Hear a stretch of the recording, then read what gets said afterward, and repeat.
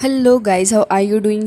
जैसा कि हमने लास्ट एपिसोड के अंदर देखा था कि लुओ फेंग ने तबाही मचाती थी अपने सारे ही ओपोनेंट्स को मारने के बाद, और उसके बाद ही बबाता ने उसके लिए कुछ न्यू ओपोनेंट्स सिलेक्ट किए थे ताकि वो वर्चुअल वर्ल्ड के अंदर प्रैक्टिस करके खुद को और भी ज़्यादा स्ट्रॉन्ग बना सके। इसी के साथ इस एपिसोड की स्टार्ट होती है और हम देखते हैं कि वहाँ पर बबाता का सिलेक्ट करा हुआ वही बंदा आ गया था जिससे अब लुओ फेंग को फाइट करनी है। लुओ फेंग उसे देख के काफ़ी ज़्यादा सीरियस लुक दे रहा था और हमें देखने के लिए मिलता है कि जैसे ही वो बंदा लुओ फेंग की तरफ एक लुक करता है तभी लुओ फेंग अपना वेपन लेकर रेडी हो गया था।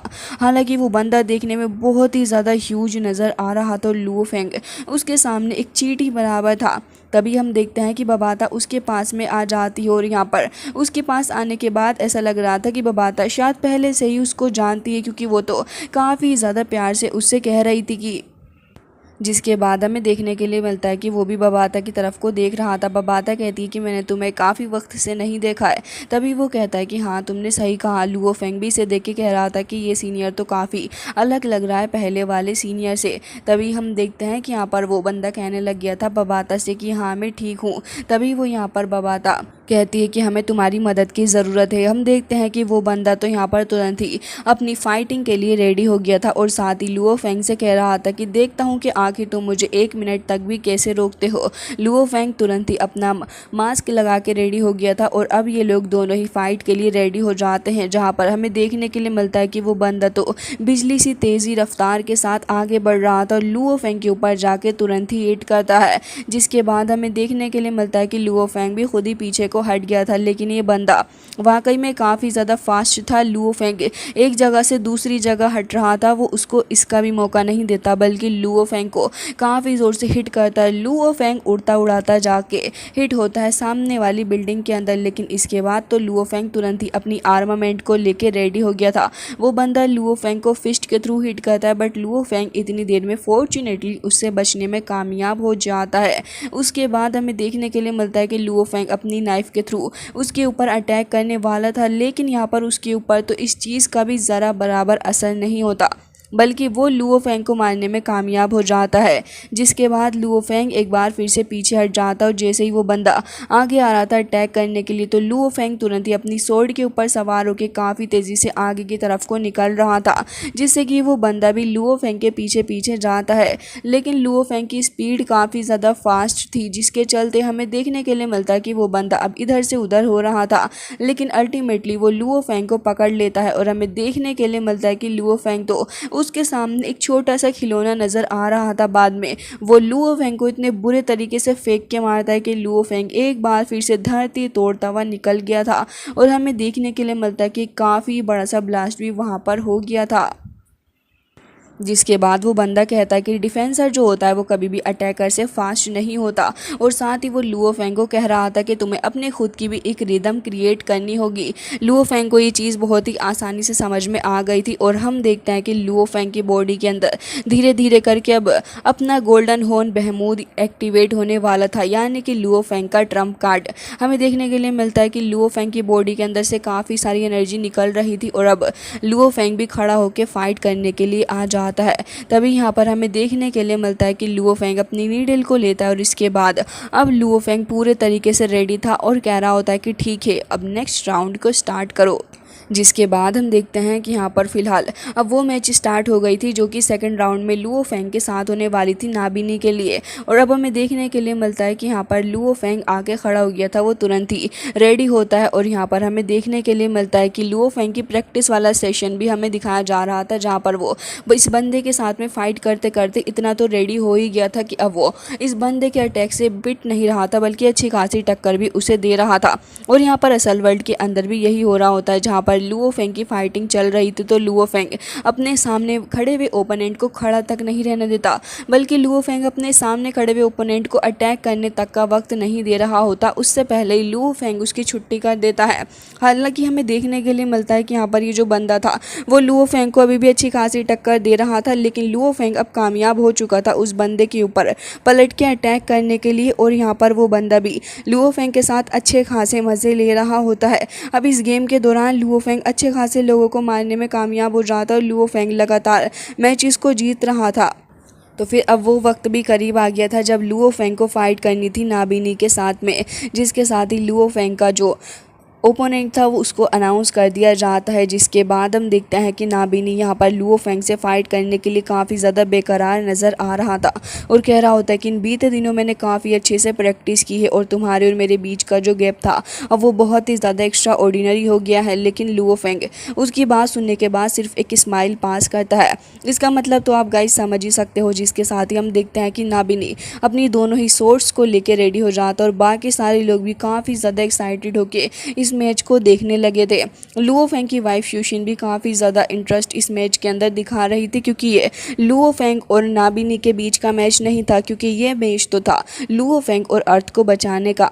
जिसके बाद हमें देखने के लिए मिलता है कि नाबिनी अपनी काफ़ी ज़्यादा एक्सट्रीमली कोल्ड पावर के थ्रू आसपास की सारी चीज़ों को फ्रीज़ कर देता है। लुओ फेंग भी इस बीच फ्रीज़ हो गया था और हमें देखने के लिए मिलता है कि नाइन्थ क्वीन वो भी यहाँ पर बैठी हुई मज़े ले रही होती है। नाबिनी काफ़ी खुश था कि उसने अपनी पावर का इस्तेमाल करते हुए काफ़ी आसानी से लुओ फेंग को फ्रीज़ कर दिया है था। लेकिन इस बच्चे को ये नहीं पता था कि वो लुओ फेंग है। हमें देखने के लिए मिलता है कि लुओ फेंग तो कुछ ही सेकंड्स के अंदर उस सारी आइस को ख़त्म कर डालता है और उसके बाद काफ़ी टेंशन में लड़का आगे की तरफ को बढ़ रहा था। अब इसे देखने के बाद तो नाबिनी काफ़ी ज़्यादा हैरान था और कह रहा था कि ये इम्पॉसिबल है, ये हो ही नहीं सकता। सिर्फ इतने से वक्त के अंदर आके तुम इतने ज़्यादा पावरफुल कैसे हो सकते हो। जिसके साथ ही अब हमें देखने के लिए मिलता है कि यहाँ पर वो एक बार फिर से अपना एक्सट्रीमली कोल्ड पावर को रिलीज़ करता है। लेकिन लुओ फेंग लगातार आगे बढ़ता जा रहा था। नाबिनी की आंखें खुली की खुली रह गई थी, क्योंकि उसने ये एक्सपेक्ट नहीं किया था कि लुओ फेंग जब अगली बार उससे मिलेगा तो ये सब कुछ हो जाएगा। अब यहाँ पे नाबिनी यही देख रहा था कि लुओ फेंग कितनी आसानी से आगे बढ़ रहा है, लेकिन लुओ फेंग तो नेक्स्ट ही सेकंड में उसके ऊपर अटैक करने के लिए ऊपर से आ भी जाता और नाबिनी इससे पहले कुछ हरकत कर पाता लुओ फेंग ने अपना अटैक कर भी दिया था। एंड गाइस इसी चीज़ से आप नाबिनी की इस पावर और साथ ही लुओ फेंग की इस पावर के बीच का गैप का अंदाज़ा लगा सकते हो। साथ ही यहाँ पर नाबिनी बहुत ही ज़्यादा बुरे हालात में था और हम देखते हैं कि वो एलिमिनेट हो जाता है। लुओ फेंग ने लगातार 9374 मैचेस को जीत लिया था और इसके बाद लुओ फेंग टॉप 5 लोगों के अंदर भी आ चुका होता है। जिसके बाद लुओ फेंग को इस चीज़ के लिए कॉन्ग्रेचुलेट करा जाता है। लुओ फेंग बहुत ही ज़्यादा खुश था और उसे कहा जाता है कि अब तुम इस जीनियस बैटल के सेकंड स्टेज के अंदर एंटर कर गए हो। साथ ही दोनों ही ब्रदर्स लुओ फेंग की इस ग्रेट सक्सेस के लिए काफ़ी ज़्यादा खुश थे। लुओ फेंग की सारी फैमिली, लुओ फेंग का फ्रेंड और साथ ही वो बंदा रोंगजुन, वो तो ये कह रहा होता है कि लुओ फेंग तुम हमेशा ही मुझे सरप्राइजेस देते रहते हो, वाकई में बहुत ही बढ़िया।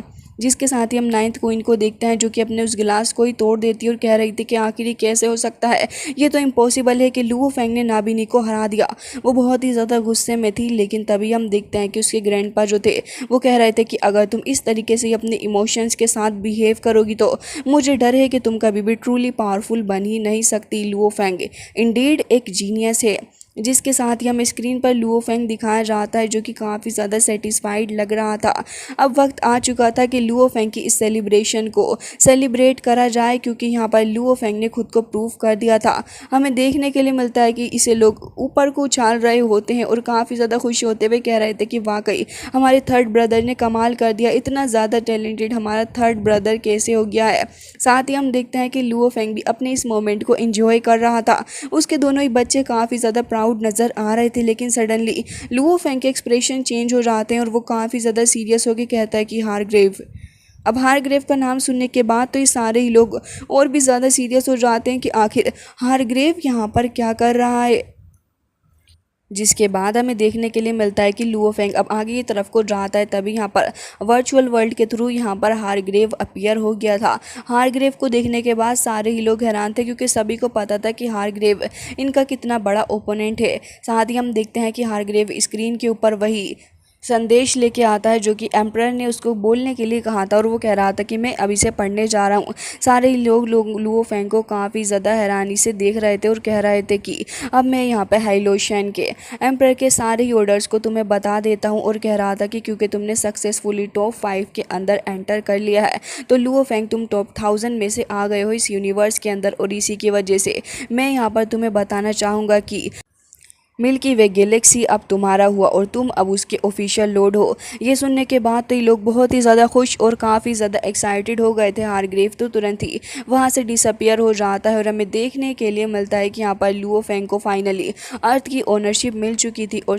जिसके साथ ही अब हम शुशिन के ब्रदर को देखते हैं जो कि काफ़ी ज़्यादा खुश हो गया था इस चीज़ के बाद और कह रहा था कि वो पर्सन जो कि अर्थ का और एक पूरी की पूरी गैलेक्सी का लॉर्ड है वो मेरा ब्रदर इन लो है। ये कितनी ज़्यादा खुशी की बात है। अब तो ये बंदा कुछ ज़्यादा ही खुशी से उछल रहा था। वो ये भी भूल जाता है कि आसपास के लोग उसको नोटिस कर रहे हैं, लेकिन वो तो बस अपने में ही लगा पड़ा था। साथ ही वो काफ़ी ज़्यादा खुश भी नज़र आ रहा होता है और सारे ही लोग उसे काफ़ी ज़्यादा वियर्ड वे में देख रहे थे। हालांकि इसके बाद जब शुशिन उसे गुस्से से देखती है तो फिर वो वापस से नॉर्मल हो गया था। सिचुएशन थोड़ी ऑकवर्ड थी तो उसे वापस नॉर्मल बनाने के लिए लुओ फेंग के दोनों ही बच्चे लुओ फेंग को चेयर अप कर रहे थे। लुओ फेंग बेचारा भी थोड़ा साइड में बैठा हुआ था और इस वनरेबल मोमेंट को लुओ फेंग फील कर रहा होता है। थोड़ा स्ट्रेस्ड भी नज़र आ रहा था। लेकिन तभी बबाता को देखते हैं जो कि सारी की सारी इंक्वायरी कर रही थी और अब उसे फाइनली इस चीज़ के ऊपर पूरा विश्वास हो जाता है कि हाँ लुओ फेंग अर्थ का गॉड बन गया है और कह रही थी कि हाँ ये सच है लुओ फेंग कि तुम अब अर्थ के गॉड बन गए हो और अब हमें बिल्कुल ही परेशानी की ज़रूरत नहीं है क्योंकि ब्लैक ड्रैगन माउंटेन एम्पायर के लोग अब हमारा कुछ भी नहीं बिगाड़ सकते क्योंकि इन लोगों के अंदर इतनी हिम्मत है ही नहीं। साथ ही यहाँ पर वो बाकी सारे लोगों के बारे में भी लुओ फेंग को शो कर रही होती है कि सभी इस चीज़ के ऊपर अपनी नज़रें बनाए हुए हैं और सभी ये चीज़ देख रहे हैं। लुओ फेंग अभी भी थोड़ा स्ट्रेस्ड ही नज़र आ रहा था। लेकिन तभी हमें देखने के लिए मिलता है कि यहाँ पर लॉर्ड चैन और मिंगुए दोनों ही वहाँ आ गए थे, जिसे देखने के बाद तो यहाँ पर लुओ फेंग भी देख रहा होता है कि आखिर ये दोनों यहाँ क्या कर रहे हैं। तभी वो कह रहे होते हैं कि लुओ फेंग हम तुम्हें मुबारकबाद देने के लिए आए हैं।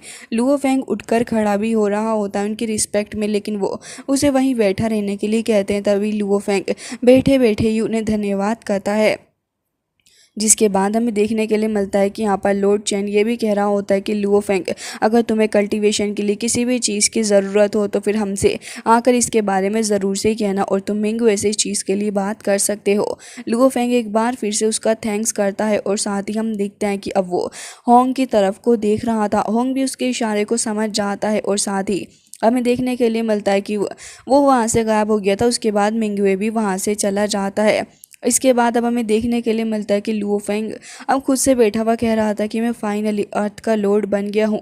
ये वाकई में बहुत ही ज़्यादा स्ट्रेस्ड है। साथ ही हमें देखने के लिए मिलता है कि यहाँ पर दोनों ही उसके ब्रदर आ गए थे क्योंकि लुओ फेंग थोड़ा उन्हें परेशान नज़र आ रहा था। जिसके बाद लुओ फेंग की तरफ को वो इशारा करते हैं तो लुओ फेंग अपनी फैमिली की तरफ को देखता है, जहाँ पर एक तरफ उसके बच्चे और साथ ही पूरी की पूरी फैमिली इस बात का जश्न मना रहे थे कि लुओ फेंग ने वाकई में कितना कुछ कर लिया और लुओ फेंग फाइनली इस पूरे के पूरे अर्थ का लॉर्ड बन गया और साथ ही उसे पूरी की पूरी मिल्की वे गैलेक्सी भी मिल गई। जिसके साथ ही होंग कह रहे थे कि तुम अब लीडर बन चुके हो और तुमने वाकई खुद को प्रूव कर दिया। लुओ फेंग भी इस चीज़ से काफ़ी ज़्यादा खुश और अपने दोनों ही भाइयों के बात करने की वजह से अब और भी ज़्यादा मोटिवेटेड नज़र आ रहा था। जिसके साथ ये लोग एक बार फिर से शेक करते हैं और अब दोनों ही काफ़ी ज़्यादा खुश भी नज़र आ रहे थे। तभी हम शैन को देखते हैं जो कि यहाँ पर कह रहा था कि पूरी की पूरी गैलेक्सी उसके अंदर 100 ऑफ मिलियन ऑफ प्लैनेट हैं। आखिर कैसे वहाँ पर वो 2 मिलियन लिविंग प्लैनेट्स के साथ में है। और साथ ही लुओ फेंग को कह रहा था कि इतने शॉर्ट वक्त के अंदर उसने कितना सब कुछ हासिल कर लिया, पूरी की पूरी गैलेक्सी का ही वो लॉर्ड बन गया है और एक मैं हूँ। साथ ही यहाँ पर उसको स्क्रीन पे नोटिफिकेशन आता है कि सर आपने एक लिविंग प्लैनेट जिसको परचेज़ किया था उसको आपने हासिल कर लिया और आपको 15 बिलियन ब्लैक ड्रैगन कॉइन्स देने होंगे। इस चीज़ को देख के उसे काफ़ी बुरा लग रहा था क्योंकि उसे ऐसा लग रहा होता है कि वो काफ़ी ज़्यादा पीछे रह गया है। साथ ही यहाँ पर वो काफ़ी परेशान था। तो फिर साशा वहाँ पर आ जाती और कह रही थी कि ऑनर क्या हुआ। तभी वो स्क्रीन पर दिखा देता है, जिसके बाद साशा भी सोच में पड़ गई थी और कह रही थी कि वो पर्सन जिसने मुझे बचाया था वो आज एक पूरी की पूरी गैलेक्सी का ओनर बन गया है। साथ ही हम देखते हैं कि अब शैन कह रहा था कि मैंने तो पहली नज़र में ही उसको देख लिया था, मुझे पता था कि वो एक एक्स्ट्रा ऑर्डिनरी पर्सन है, इसलिए ही मैंने एक कदम खुद से आगे बढ़ाया ताकि उसके साथ दोस्त बन सकूं। और मेरी आई साइट वाकई में बहुत ही ज़्यादा अच्छी है। ये सारी की सारी बातें वो बता भी रहा था, लेकिन अब भी उसे रोना आ रहा होता और वो खुद को कंट्रोल नहीं कर पा रहा था। हंसते हंसते भी रोने लग जाता है बेचारा। जिसके बाद वो ये भी कह रहा था कि लुओ फेंग आखिर तुमने क्या कर दिया। साथ ही यहाँ पर काफ़ी ज़्यादा सर को पटक रहा होता है। दूसरी तरफ बाकी सारे लोग भी लुओ फेंग को काफ़ी ज़्यादा प्रायोरिटी दे रहे थे। सभी लुओ फेंग के बारे में बात कर रहे थे, हर तरफ ही लुओ फेंग की चर्चा होती है। साथ ही हमें वो पर्सन भी दिखाया जाता है जो लुओ फेंग की इस चीज़ को देख के काफ़ी ज़्यादा शॉकिंग था कि पूरी की पूरी गैलेक्सी लुओ फेंग ने अपने नाम कर ली। लेकिन नोलानसन हिल फैमिली का जो लीडर था उसको इस बात से काफ़ी गुस्सा आ रहा था, क्योंकि उसका सारा ही प्लान चौपट जो हो गया है। अब हमें देखने के लिए मिलता है कि अर्थ पे जितने भी लोग थे वो सभी बहुत ही ज़्यादा खुश नज़र आ रहे होते हैं और यहाँ पर कह रहे होते हैं कि हमने ये देखा है कि आखिर तुमने कहाँ से शुरुआत की, लेकिन ये देखना बहुत ही ज़्यादा मुश्किल है कि तुम्हारा अंत कहाँ होगा। जिसके बाद हम देखते हैं कि यहाँ पर वो सारी की सारी स्पेसशिप वगैरह उड़ रही थी, हर तरफ ही खुशी का माहौल था। अब हमें होंग को देखने के लिए मिलता है जो कि जिया से इसके बारे में बात कर रहे थे। वो उनसे कह रही होती है तो क्या तुमने डिसाइड कर लिया है। जिसके साथ ही होंग कह रहे थे कि हाँ बिल्कुल, अब हमारी थर्ड ब्रदर ने पूरी की पूरी गैलेक्सी को ही जीत लिया, जिसके चलते अब मेरे कंधे के ऊपर किसी भी तरीके का कोई बर्डन नहीं है। तो भी यहाँ पर जिया कहती है कि मैं भी देखना चाहूँगी कि आखिर आगे तुम्हारा क्या रहेगा। जिसके साथ ही होंग काफ़ी ज़्यादा खुश नज़र आ रहे थे, लेकिन ये खुशी ऊपरी तौर पे थी, क्योंकि अंदर से तो वो इस बात को लेके थोड़े डिप्रेस्ड होते हैं कि वो इस चीज़ में ज़्यादा कंट्रीब्यूट नहीं कर पाए। और यहाँ पर जो गैलेक्सी लुओ फेंग ने जीती है वो सभी के सभी उसने अपने खुद के बल पे जीती है, जिसकी वजह से वो थोड़े डिप्रेस और डिसअपॉइंटेड होते हैं खुद से। हालांकि इसके बाद अब हमें देखने के लिए मिलता है कि जैसे ही ये लोग उस जगह पर टहल रहे थे तभी लड़कियाँ यहाँ पे साइड में खड़ी हो जाती और पिक्चर्स को क्लिक करवा रही थी और काफ़ी ज़्यादा खुश होती हैं, क्योंकि लुओ फेंग भाई साहब अब एक फेमस पर्सनैलिटी बन चुका है, क्योंकि सारे ही लोग अब लुओ फेंग को जानते हैं। अब यहाँ पर ब्रदर होंग ने अपनी सारी दिल की बात दोनों ही ब्रदर्स को बता दी थी। लुओ फेंग अभी भी कह रहा था कि ब्रदर क्या आपने डिसाइड कर लिया है। तभी यहाँ पर वो कहते हैं कि देखो मुझे पता है थर्ड ब्रदर कि तुम अब पूरी की पूरी गैलेक्सी के लॉर्ड बन चुके हो, तो अब यहाँ पर हमारे अर्थ के लिए कोई भी खतरा मौजूद नहीं है। और इसके साथ ही वो ये भी कह रहे होते हैं कि ज़रा देखो तो सही एक बार कि यहाँ पर कितना सब कुछ हो गया है और अर्थ पे रहना मेरे लिए ग्रोथ का बायस बिल्कुल भी नहीं बन सकता, जिसकी वजह से यहाँ पर रहना मेरे लिए सही नहीं होगा। ये सारे के सारे पॉइंट्स बताते हुए उनके दिल को दुख हो रहा था और अपने घर को छोड़कर वो नहीं जाना चाहते थे, लेकिन अब उनके लिए यहाँ से जाना बहुत ही ज़्यादा ज़रूरी हो चुका था, क्योंकि वो इस तरीके से हमेशा तो नहीं रह सकते। जिसके साथ ही दोनों ही ब्रदर्स को मोटिवेट करते हैं। तभी लुओ फेंग थोड़ा उदास होते हुए कहता है कि ब्रदर अगर आपने डिसाइड कर लिया है तो फिर आप चले जाइए। साथ ही हम देखते हैं कि होंग भी इस चीज़ से खुश नज़र आ रहे थे, क्योंकि उनके लिए अल्टीमेटली उनकी ग्रोथ ही मैटर करती है। और साथ ही ली शेन भी यहाँ पे काफ़ी भारी मन से उन्हें के देख रहे होते हैं, क्योंकि तीनों ही ब्रदर्स का साथ काफ़ी लंबे वक्त तक रहा। इसके चलते होंग का यहाँ से जाना दोनों ही ब्रदर्स और साथ ही खुद होंग को भी काफ़ी बुरा लग रहा था, लेकिन अब इसके अलावा कोई चारा भी नहीं था। जिसके बाद अब हमें देखने के लिए मिलता है कि यहाँ पर सारे ही लोग होंग को विदा करने के लिए आए हुए थे और होंग भी यहाँ पर खड़े हुए होते हैं। जिसके साथ ही होंग के टीममेट्स वहीं आ जाते हैं और फिर आके तुरंत ही उसको रिस्पेक्ट पे कर रहे थे। जिसके साथ ही हमें देखने के लिए मिलता है कि वो आपस में बातें कर रहे होते हैं और कह रहे थे कि हमेशा हमने आपसे काफ़ी कुछ सीखा है और आप हमेशा हमारी साइड पर ही खड़े रहे। हम लोगों ने साथ में काफ़ी अच्छा वक्त बिताया।